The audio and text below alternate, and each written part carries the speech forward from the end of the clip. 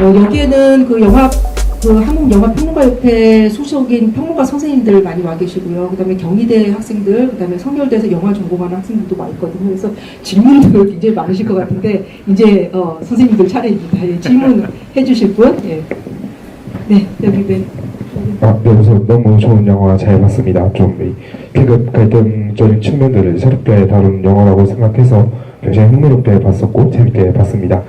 네, 제가 영화를 보면서 든 생각이 이제 영화의 시작 부분에 나오는 건 아니고 시작 부분 이전의 이야기라고 할 수 있는 그 혜정이 유가족들과 함께 시위를 하다가 합의를 하고 그만두는 지점부터 이야기가 시작된다고 생각을 하면 마지막에 그 할인 분양에 반대하는 시위대에 참여하는 것에서 이야기가 끝났다고 생각을 하는데 이게 어느 지점을 두고서 되게 좀 데칼코마니처럼 이렇게 대칭을 이루고 있다는 생각을 했습니다.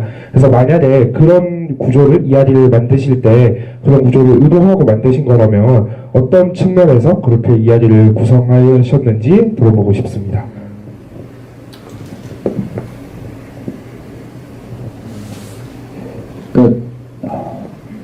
이게 작품적으로 말씀을 드려야 되나?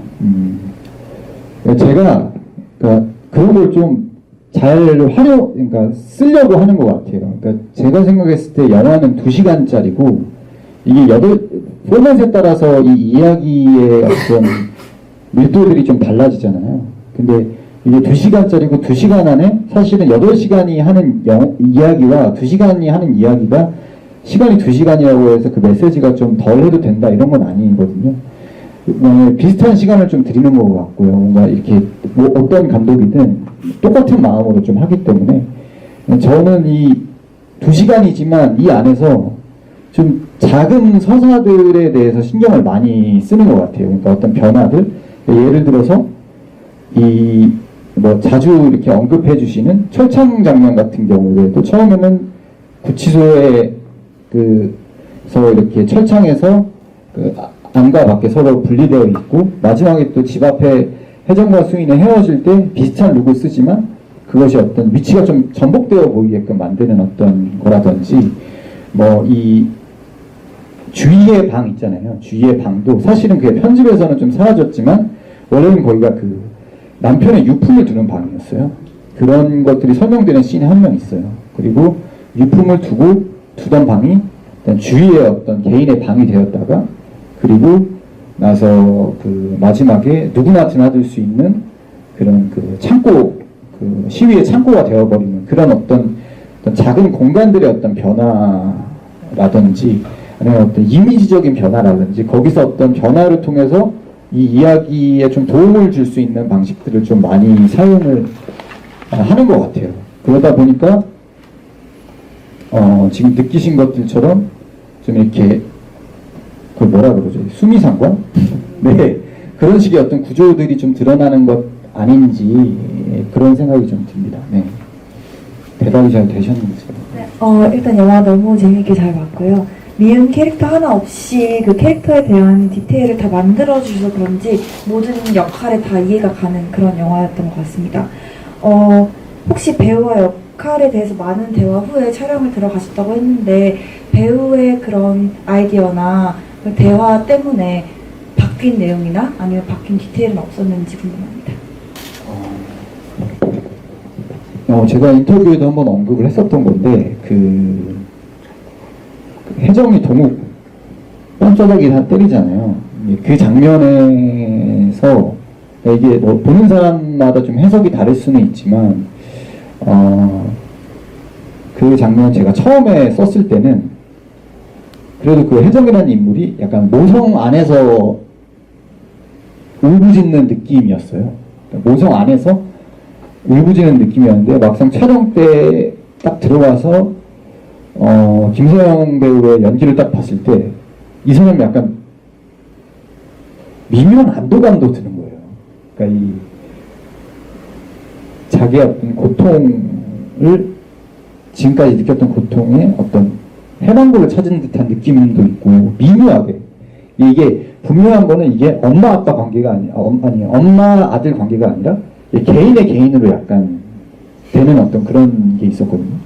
제가 처음에 딱 그 연기 보고 약간 당황했어요. 왜 그랬냐면 미묘하게 좋은데 관객들이 해정 싫어하면 어쩌지? 라는 생각이 든 거예요. 아들한테 그렇게 하니까. 그래서 이렇게 좀 이게 약간 위치가 이상해서 그 위치 바꿔서 한번 찍고 막 그랬었거든요. 저도 확신이 없으니까 그런 장면에서는. 근데 제가 약간 다음 체크 가서 딱 느낀 게 내가 이게 약간 모성애에 대한 편견이 있구나. 이게 이런 상황에도 엄마는 모성을 버리지 말아야 되는구나라고 좀 생각을 했구나 라는 좀 느낌이 좀 들었어요. 가만히 생각해 보니까 혜정은 이 상황에서 이렇게 개인 대 개인으로 약간 아들한테 이렇게 할 수 있을 것 같다는 느낌인 거예요. 그리고 저도 뭔가 촬영을 하면서 제가 가진 어떤 한계 같은 것을 좀 배우는 시간이었죠. 그러니까 배우 해석은 배우들이 촬영 전에 다 알려주지 않기 때문에 현장에 가서 볼 수밖에 없거든요. 그 텍스트에 대한 해석을. 그걸 딱 보고 나서 약간 제가 좀 깨달은 거죠. 그러니까 이 장면이 더 좋아질 수밖에 없구나. 이 테이크 써야겠다 하면서 좀 이렇게 편집에 그 테이크를 좀 결국에는 썼던 기억들이 있고, 일단 그게 가장 크게 좀 변한 장면이었던 것 같고, 그리고 그 철창 사이에서 얘기할 때 제가 이 어떤 특정한 기업, 길성하이텍이라는 기업이 그렇게 많이 드러나지 않았으면 좋겠다는 생각이 좀 들었었거든요. 제가 그래서 대사들 보면 길성하이텍을 언급하는 장면이 거의 없어요. 배경에만 있고. 그런데 그 장면에서 김선영 선배가 여기서는 반드시 얘기를 해줘야 된다. 우리가 그런 거 아니야? 길성하이텍이 그 새끼들이 그런 거지. 이건 여기서는 반드시 얘기를 해줘야 된다. 라고 얘기를 해서 생각해보니까 이 정도에서는 되지 않을까 해서 그 대사를 넣었는데 결과적으로 생각했을 때는 훨씬 더 좋은 장면이 되었던 것 같고요. 그렇습니다. 네, 최고의 장면들이었어요. 네. 또 질문 있으신 분? 여기 학생들 질문 아까 있다고 많다고 그랬는데 마이크 끈 학생들이 해도 돼요? 저 질문 하나. 네. 저는 편집적인 부분을 요새 배우고 있어서 편집이 되게 눈에 띄었는데요. 저는 이 영화가 되게 절묘하게 생략을 잘했다고 생각을 해서 정보를 되게 줘야 될 부분에서 주고, 그리고 좀 관객을 끌어들이는 힘이 있다고 느낀 편집이었는데, 편집하는 과정에서 시나리오에는 있었지만 편집하다 보니까 생략된 부분이 있는지 비하인드가 궁금합니다.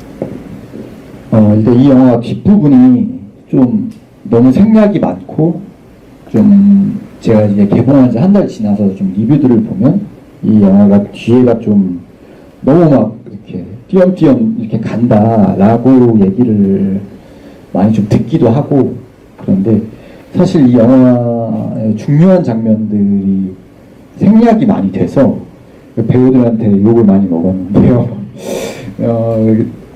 그러니까 좀 좋은 장면들, 배우들이 보기에 되게 연기를 잘했고 좋은 장면들이 많았음에도 불구하고 제가 좀 생각을 하는 거는, 제 지론까지는 아닌데 제 생각은 그랬어요.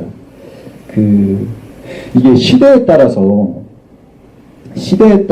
이 영화가 똑같은 시나리오를 만들어줘도 그게 달라지고 편집을 해도 좀 달라진다고 생각을 하거든요.